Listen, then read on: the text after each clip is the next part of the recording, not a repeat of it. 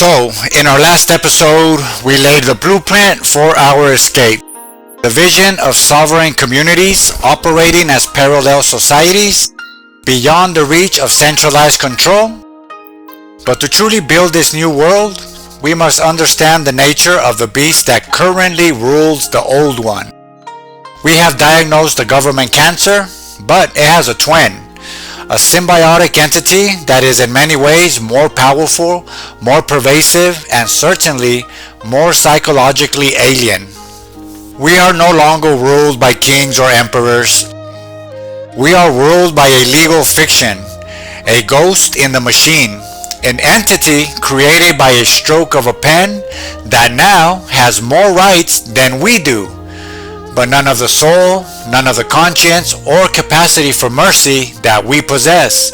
It is the corporate person, and its birth certificate was signed not in a delivery room but in a courtroom. This was the moment a piece of paper was granted the rights of a human being, and humanity began its slow descent into becoming a resource. This isn't just a cancer, it's a possessed puppet that has taken over its own puppeteer.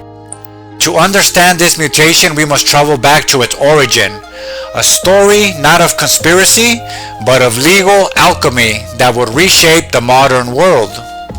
The corporation was originally a humble creation, a charter, granted by a king or a government for a specific public purpose, like building a canal or a railway. It had a limited lifespan and was accountable to the public good. It was a tool. The mutation occurred in the 19th and 20th centuries through a series of court rulings. Most famously and insidiously, the 1986 Supreme Court case, Santa Clara County versus Southern Pacific Railroad.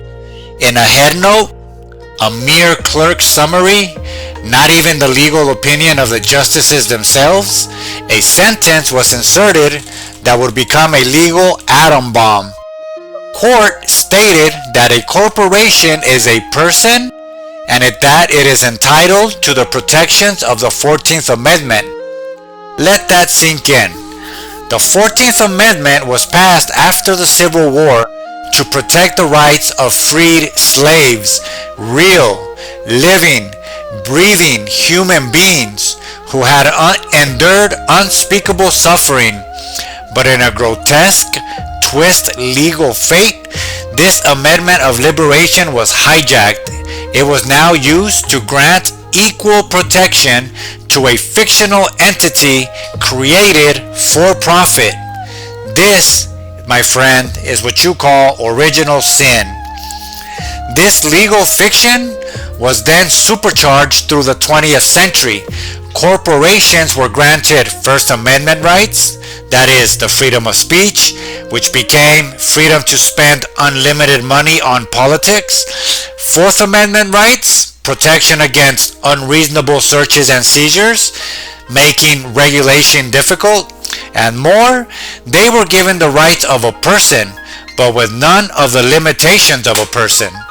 A corporation cannot be put in jail. It feels no shame.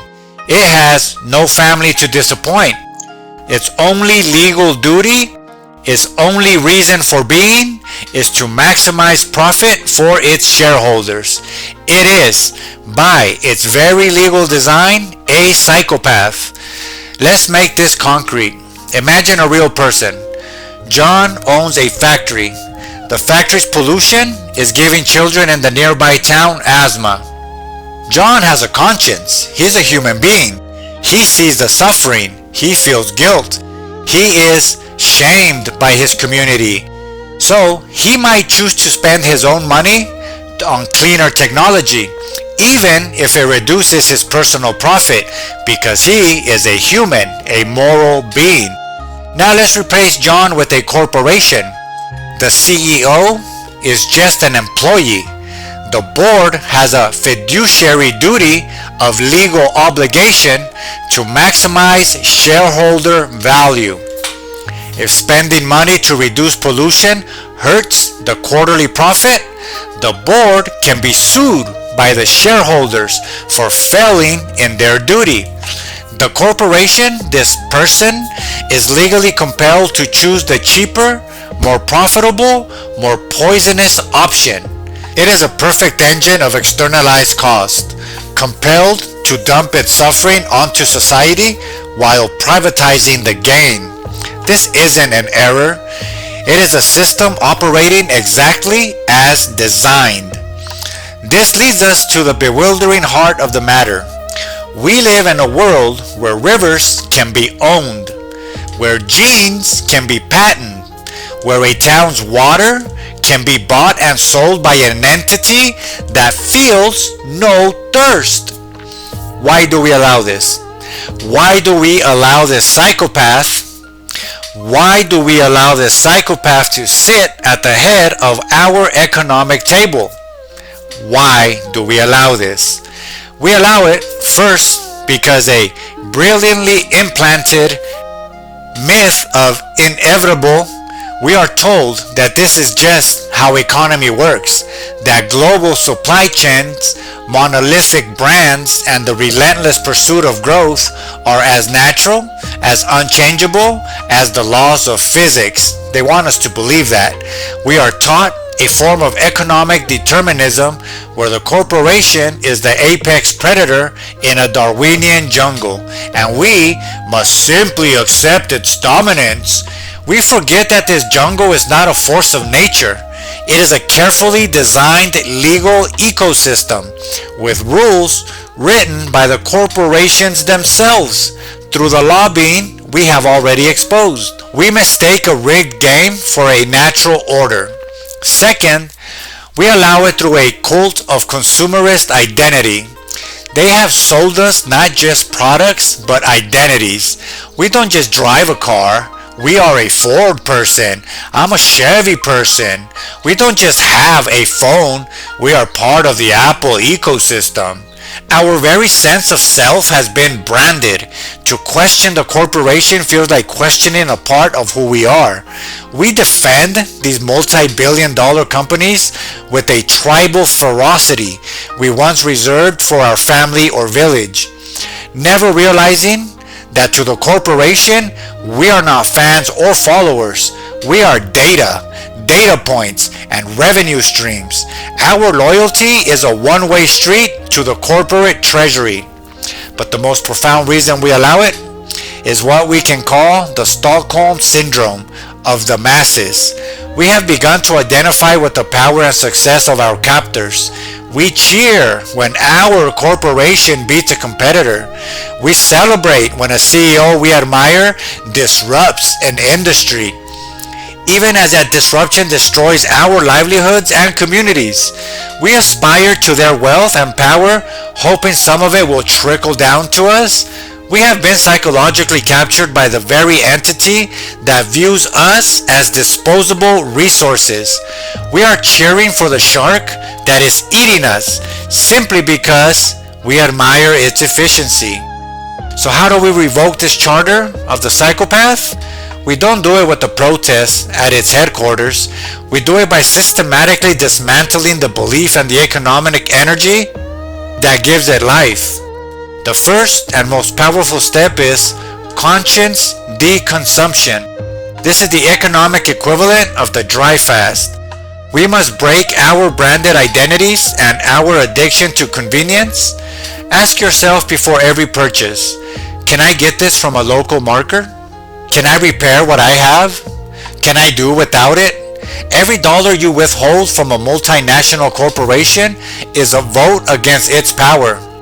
Every dollar we redirect to a local farmer, a local craftsman, or a local service provider is a vote for a human scale economy. This is not austerity. It is a conscious cultivation of freedom. Second step, legal and linguistic reframing. We must stop calling it a corporate person. We must use the true language. It is a state-chartered legal fiction. Once again, it is not a corporate person. It is a state-chartered legal fiction. It is a profit-maximizing entity. In our conversations, our demands, we must champion the move to rewrite corporate charters. We must advocate for laws that strip corporations of their personhood rights and, more importantly, rewrite their fiduciary duty. The duty must be expanded from maximize shareholder profit to balance the interest of shareholders, employees, the community, and the environment. This changes the entity from a psychopath into a responsible citizen by legal design. Now, step number 3. We need to build and support cooperative models. This is where we create the alternative in real time. Support worker-owned cooperatives where employees share in the profits and the decisions. Invest in community-owned utilities and credit unions. These are entities that are structurally accountable to human beings, not to the abstract god of shareholder value. They are proof that business can be done differently, that efficiency does not have to be psychopathic. And the final, most profound step is to reclaim our own personhood. The corporation co-opted the legal rights of a person. We must respond by fully embracing our own. This means exercising our right to free assembly by building community. It means exercising our free speech by creating local media. It means exercising your property rights by owning productive land and tools. The more we act as sovereign, capable individuals in vibrant communities, the more the corporate person is exposed as the hollow, parasitic fiction it truly is. The corporate person is a ghost. It has no body to kick, no soul to damn. Its power exists only in the ledger books and legal codes we have collectively agreed to honor. The moment we withdraw our belief, our dollars, and our legal consent, the ghost will vanish, leaving behind only the empty suit of a business that must now serve people, not prey upon them. We have now met the second phase of the cancer, but our diagnosis is not yet complete. This corporate psychopath did not emerge from a vacuum. It was fed, nurtured, and empowered by a third ancient force, one that hijacks our deepest yearnings for meaning and community. So stick around. Next episode comes out tomorrow.